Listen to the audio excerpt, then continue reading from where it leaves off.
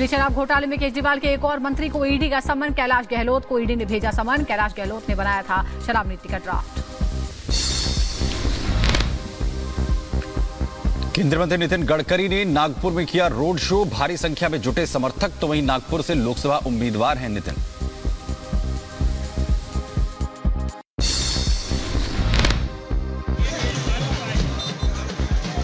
गडकरी नागपुर को दुनिया का सबसे सुंदर शहर बनाने की कही बात। साथ ही बोले पीएम मोदी के आत्मनिर्भर भारत बनाने के सपने को पूरा करना है। आपके सहयोग से हमारे नागपुर को हिंदुस्तान का सबसे सुंदर, स्वच्छ और प्रदूषण मुक्त शहर बनाना है। हम टाइगर कैपिटल है, अब लॉजिस्टिक कैपिटल हमको बनना है। मंडी से बीजेपी उम्मीदवार कंगना रनौत ने रोड शो किया और कांग्रेस पर निशाना साधा। राहुल गांधी पर निशाना साधते हुए कहा, जो शक्ति को खत्म करना चाहते हैं उनसे क्या और उम्मीद कर सकते हैं।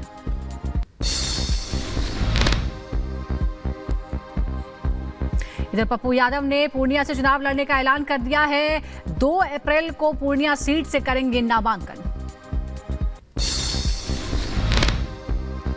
तारीख को आप पूर्णिया की जनता की भावनाओं के अनुकूल कांग्रेस की झंडा पूर्णिया की धरती पर फहराए जाएंगे।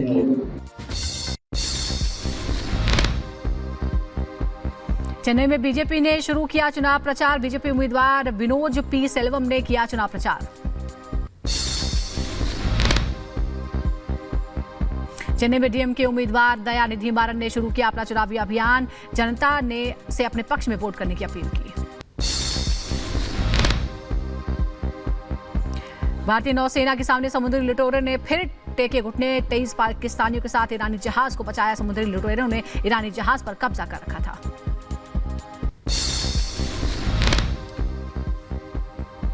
राष्ट्रपति भवन में आज आयोजित होगा भारत रत्न सम्मान समारोह। लालकृष्ण आडवाणी को दिया जाएगा भारत रत्न। चौधरी चरण सिंह, नरसिम्हा राव, डॉक्टर स्वामीनाथन और कर्पूरी ठाकुर को मरणोपरांत भारत रत्न से किया जाएगा सम्मानित। अयोध्या में बड़ी संख्या में पहुंच रहे हैं भक्त। राम लला के दर्शन के लिए दूर दराज से पहुंच रहे हैं श्रद्धालु। रंग पंचमी के मौके पर उज्जैन के महाकालेश्वर मंदिर में हुई भस्म आरती। तो वहीं लोगों की जुटी भारी भीड़। यूपी के देवरिया में सिलेंडर ब्लास्ट की घटना से बड़ा हादसा हुआ। महिला समेत 4 लोगों की मौत हो गई। खाना बनाते समय आग लगी थी। देवरिया में सिलेंडर ब्लास्ट की सूचना के बाद घटनास्थल पर पहुंचे डीएम। तो वहीं हालातों का लिया जायजा।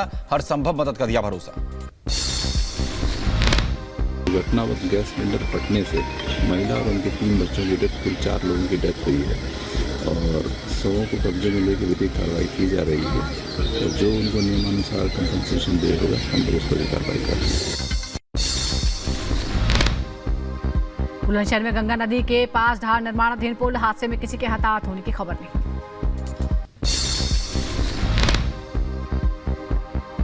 अंबेडकर नगर में अपहरण मामले में पुलिस ने की कार्रवाई। तो वहीं अपहरणकर्ता को किया गिरफ्तार। वहीं अपहरण करने वाले युवक को पुलिस ने किया गिरफ्तार।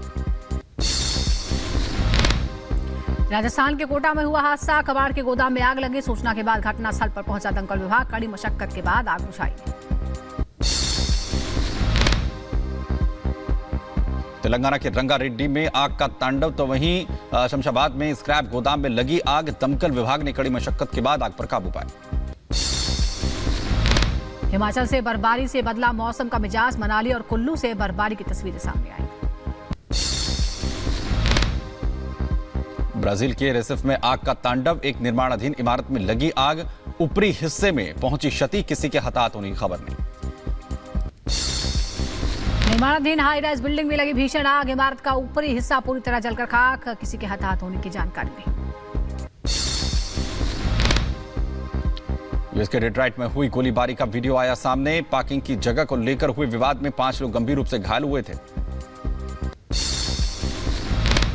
गाजा में युद्ध को लेकर यमन के सना में यमनवासियों ने किया प्रदर्शन। विरोध प्रदर्शन के दौरान फिलिस्तीनियों के साथ हजारों की संख्या में जुटे यमनवासी। अभी भी कब्रिस्तान के गेट पर भारी पुलिस फोर्स की मौजूदगी है, लेकिन लोगों का भारी जमावड़ा है। पूरे के पूरे कब्रिस्तान के गेट को लोगों ने घेर लिया है और इस पूरे रास्ते को ही ब्लॉक कर दिया है। लोगों की ओर से नारेबाजी की जा रही है, जिंदाबाद मुर्दाबाद की नारेबाजी की जा रही है।